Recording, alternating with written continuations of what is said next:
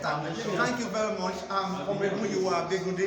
I'm the Albinism Disability Inclusion Rights Advocate in West Africa. At the same time, I'm the State Coordinator and the Southwest Coordinator of Albino Network Association in Nigeria. All right, tell us what exactly this program is. Yes. What we are doing today is an International Albinism Awareness Day.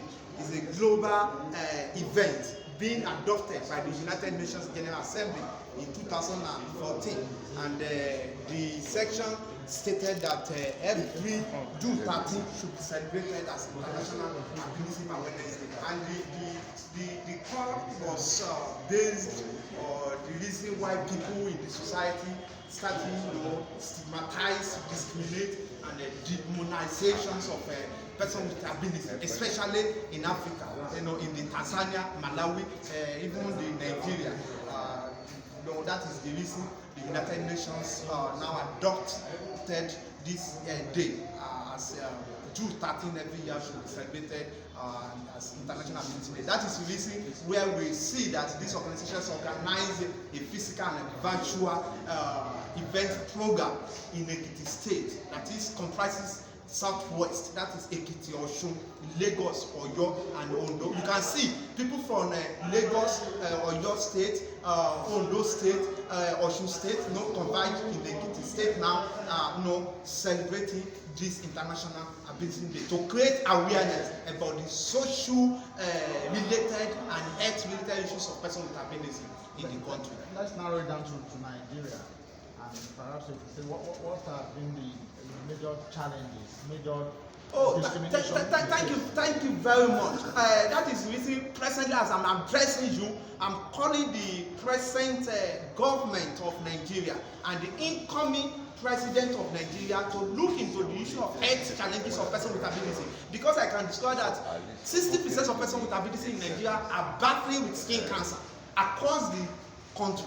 And we are calling the president and the entire people in this country to look into the health challenges of persons with disability and albinism. And note, you could know that we have two types of albinism: the oculotonous and the ocular. Ocular being affected by the low vision. And all over the world, globally, no recommended glasses can correct the lens of persons with albinism. That is the reason they classify that as vulnerable, as one of the persons with disabilities closer ago. And we have oculotonous, and those people, they cannot stay inside the sun because it can cause their skin, can have a skin problems. And that is the reason we are also calling the government, the private sector, irrespective of people in the country, to see the welfare and health issues of persons with albinism as a priority.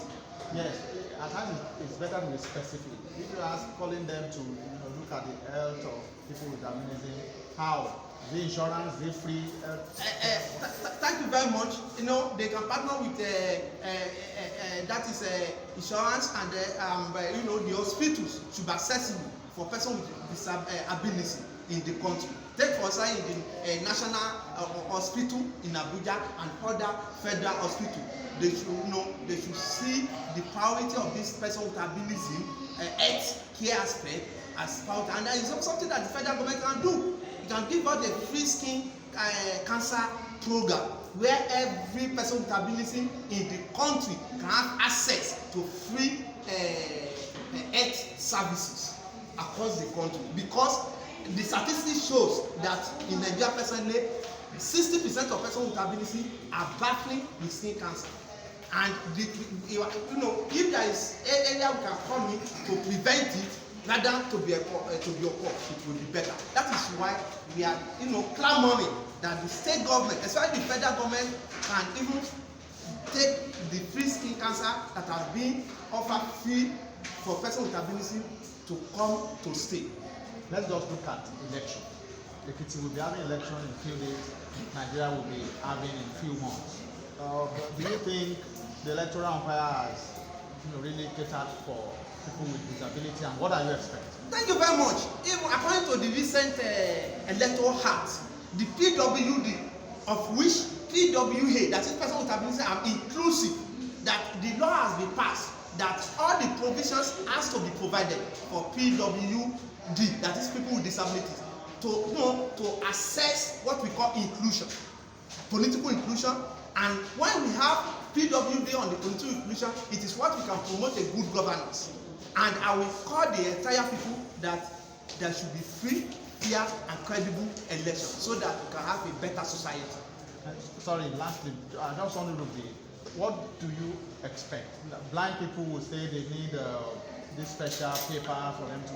Yes, we have been saying this all the time. For the election, the priority voting for PWD is very, very essential, very, very significant, because you know the person with albinism need a magnifying glasses.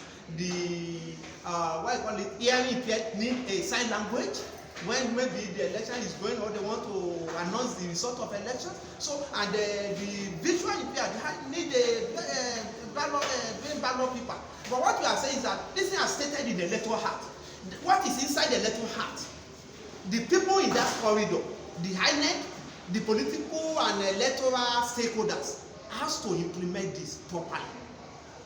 That is our, you know, our appeal to the electoral stakeholder, that what is inside the electoral act has to be done appropriately. That is, all the provisions that is needed for the PWA has to be done. And once this one is done, it means, you know, that is what, you know, that's what you can promote orderliness. And that is mean our right, it will not be what? It will not be denied. So we have a fundamental right. We have a basic right to vote and to be voted for. And the government should not deny the people with disabilities on these areas. They should be carried along by follow the electoral act about the section 54. What is there in regard to the people with disabilities in Nigeria? Thank you very much.